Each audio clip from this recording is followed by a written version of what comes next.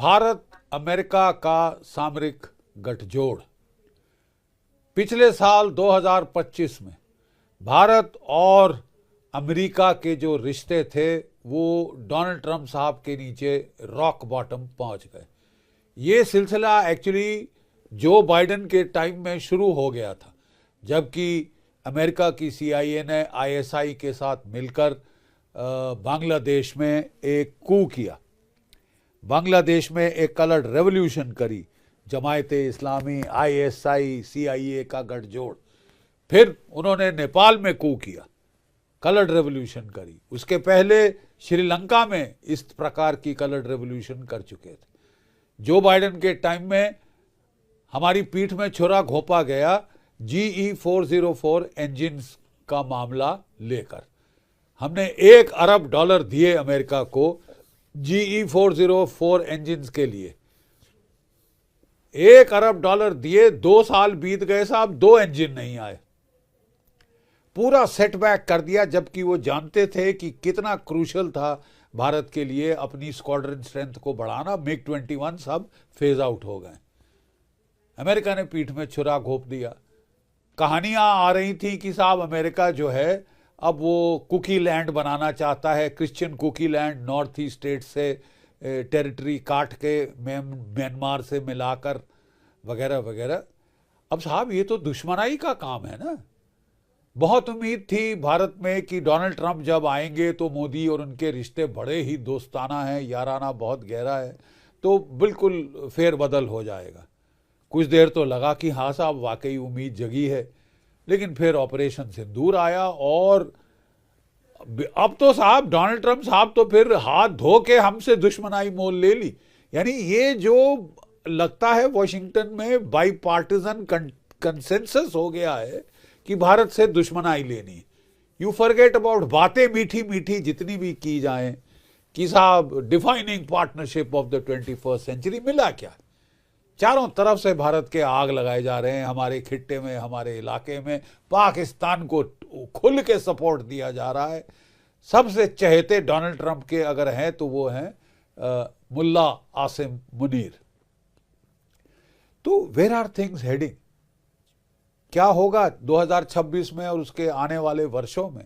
कहाँ जा रहे हैं भारत अमेरिका के रिश्ते? देखिए, एक नेशनल सिक्योरिटी स्ट्रैटेजी अमेरिका ने निकाली है, जिसके तहत मुख्य बिंदु ये हैं। नंबर 1, अमेरिका फोकस करेगा domestic politics, domestic production, revival of the military industrial base in United states. सारी इंडस्ट्री आउटसोर्स कर दी थी चीन को। अब वो दूसरा चीन नहीं बनाना चाहते। Let's get that very clear. वो एक बार धोखा खा चुके हैं, वो दूसरी बार चीन नहीं बनाना चाहते। अब वो इंडस्ट्रीज वापस अमेरिका में लाना चाहता है, इसलिए टैरिफ बढ़ा रहा है। टैरिफ ट्रेड वॉर शुरू कर दी साहब। सबसे ज्यादा टैरिफ किस पे लगा है? 50% लगा है भारत पे, 50% लगा है ब्राजील पे, जो कि ब्रिक्स के 2 बड़े खंबे हैं, स्तंभ हैं। इनको चुन के उसने लगाया कि साहब ये तो मेरे बरखिलाफ हैं। और हमारे देश में एक तबका है साहब, नहीं हमारा तो मोहब्बत है अमेरिका के साथ, people to people relation are very good. ऐसी तैसी कर दी है पीपल टू पीपल रिलेशन की। H-1B वीजा नहीं दे रहे, वीजा पे $1 मिलियन की फीस लगा रहे हैं। जो भारतीय हैं अमेरिका में उनको बाहर खदेड़ने की कोशिश चल रही। तो रह क्या गया? फिर भी हमारे यहाँ बड़ी भारी उम्मीद है कि नहीं साहब वही याराना दोस्ताना हो जाएगा जैसे पहले था। हम कह किस बुनियाद पे? मुझे बड़ी खुशी होगी व्यक्तिगत रूप पे अगर ऐसा होता है। डेमोक्रेसी रिश्ते अच्छे होने चाहिए, लेकिन क्या वास्तविकता ये है? प्लीज आपको मतलब ऑब्जेक्टिव होना पड़ेगा, रियलिस्टिक होना पड़ेगा। वास्तविकता तो कुछ और ही है साहब। वो तो आप छोड़ दीजिए दोस्ती, स्ट्रेटेजिक पार्टनरशिप, वो तो दुश्मनाई मोल लेने पे आ गए। शत्रुबोध नहीं अगर आपको अभी तक हुआ तो पता नहीं फिर कब होगा साहब। अब अमेरिका कह रहा है कि हाँ जी चाइना मेरा मेन कंपेटिटर है, लेकिन मैं उसे लड़ूंगा नहीं साहब। मेरे जो एलाइज हैं they will do the heavy lifting, खून वो बहाएंगे, रिसोर्सेज मैक्सिमम वो लगाएंगे। हाँ, मैं हथियार बेच दूंगा साहब, मैं न्यूक्लियर अम्ब्रेला प्रोवाइड कर दूंगा। अगर जापान के पास न्यूक्लियर वेपन्स नहीं, फिलीपीन, साउथ कोरिया के पास नहीं है, तो मैं न्यूक्लियर अम्ब्रेला दे दूंगा। उससे ज़्यादा मैं नहीं करूंगा साहब। लड़ना आपको पड़ेगा, जैसे यूक्रेन लड़ा है आखिरी यूक्रेनियन तक। हमें नहीं फर्क पड़ता कितने जापानी मरे, कितने साउथ कोरियन मरे, फिलिपिनो मरे, हम नहीं आएंगे, हम नहीं मरवाएंगे अपने लोग साहब।